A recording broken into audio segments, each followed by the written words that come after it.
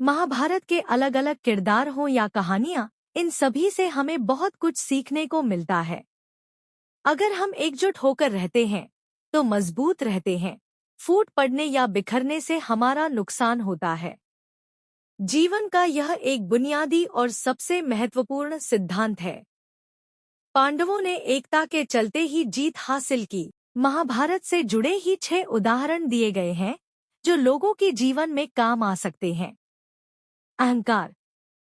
अहंकार कितना घातक साबित हो सकता है, इसका उदाहरण महाभारत है। दुर्योधन ने अहंकार की वजह से ही पांडवों से राज्य छीनने की कोशिश की, लेकिन युद्ध में उनको हार मिली और अपने भाइयों सहित खत्म हो गया। इसलिए जीवन में अहंकार नहीं करना चाहिए। बोलने से पहले सोचें।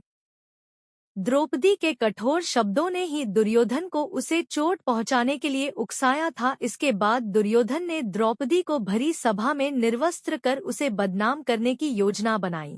हालांकि कृष्ण ने उसे बचा लिया। यह सिखाता है कि हमें अपने शब्दों का चयन सोच समझकर करना चाहिए। कहा जाता है कि शकुनी के बदले की भावना की वजह से ही महाभारत हुई। उनकी बहन गांधारी ने बिना उनसे पूछे धृतराष्ट्र से, जो कि अंधे थे, से शादी कर ली। इसकी वजह से उन्होंने हस्तिनापुर को खत्म करने की कसम खाई। इससे सीखने को मिलता है कि जीवन में बदला लेने की भावना नहीं रखनी चाहिए, हमें इसको बस भूलकर आगे बढ़ना चाहिए। अधूरा ज्ञान। अगर अभिमन्यु को चक्रव्यूह का पूरा ज्ञान होता तो उसकी जान नहीं जाती।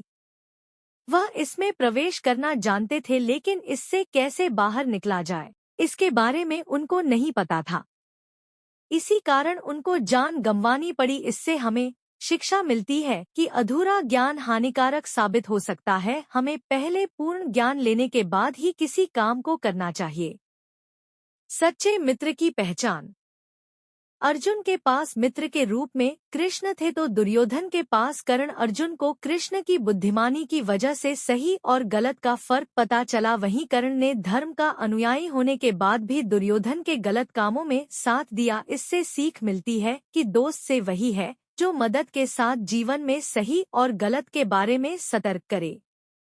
महाभारत की शिक्षा हर काल में प्रासंगिक रही है। महाभारत को पढ़ने के बाद इससे हमें जो शिक्षा या सबक मिलता है उसे याद रखना भी जरूरी है।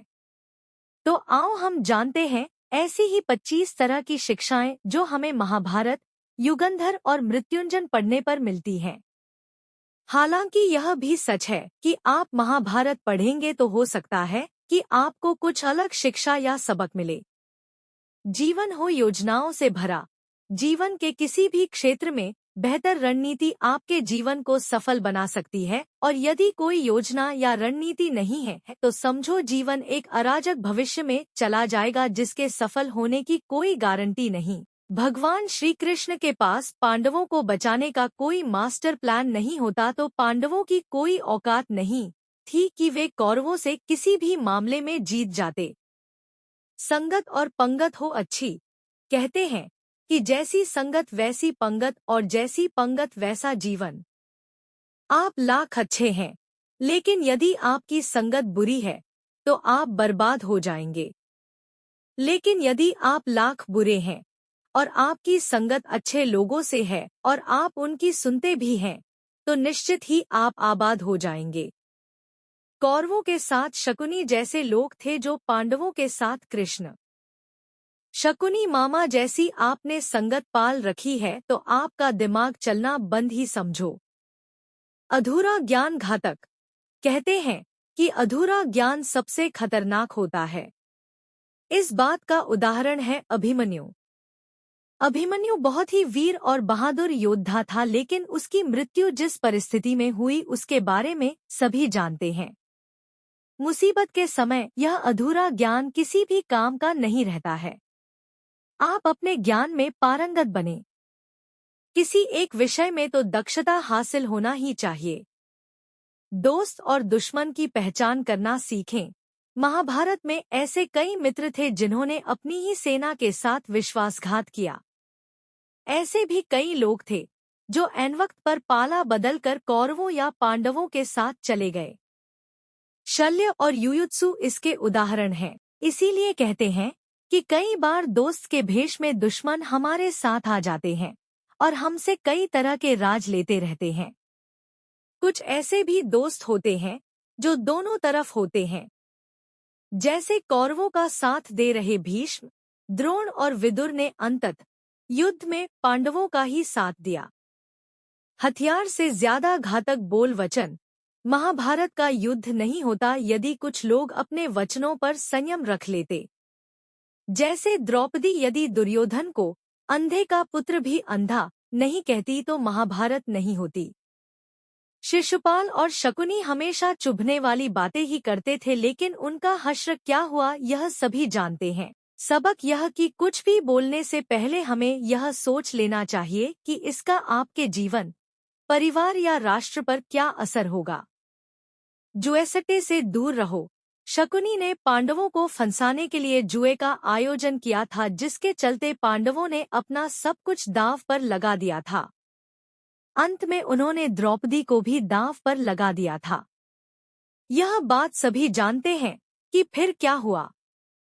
अतः जुए, सट्टे, षड्यंत्र से हमेशा दूर रहो।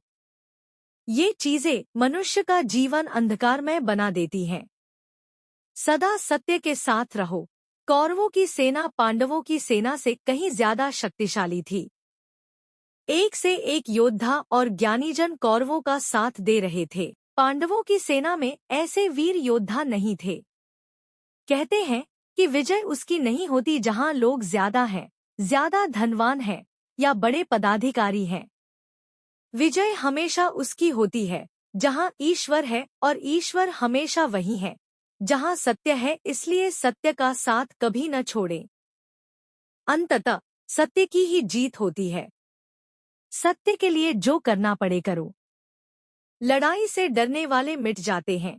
जिंदगी एक उत्सव है, संघर्ष नहीं। लेकिन जीवन के कुछ मोर्चों पर व्यक्ति को लड़ने के लिए हमेशा तैयार रहना चाहिए। जो व्यक्ति लड़ना नहीं जानता, युद्ध उसी पर थोपा जाएगा या उसको सबसे पहले मारा जाएगा। महाभारत में पांडवों को यह बात श्री कृष्ण ने अच्छे से सिखाई थी। पांडव अपने बंधु बांधवों से लड़ना नहीं चाहते थे, लेकिन श्री कृष्ण ने समझाया कि जब किसी मसले का हल शांतिपूर्ण तरीके से नहीं होता, तो फिर युद्ध ही एकमात्र विकल्प बच जाता है। कायर लोग युद्ध से पीछे हटते हैं। युद्ध भूमि पर पहुंचने के बाद भी अर्जुन युद्ध नहीं करना चाहता था। तब भगवान श्री कृष्ण ने उससे कहा कि न कोई मरता है और न कोई मारता है, सभी निमित्त मात्र हैं। आत्मा अजर और अमर है, इसलिए मरने या मारने से क्या डरना।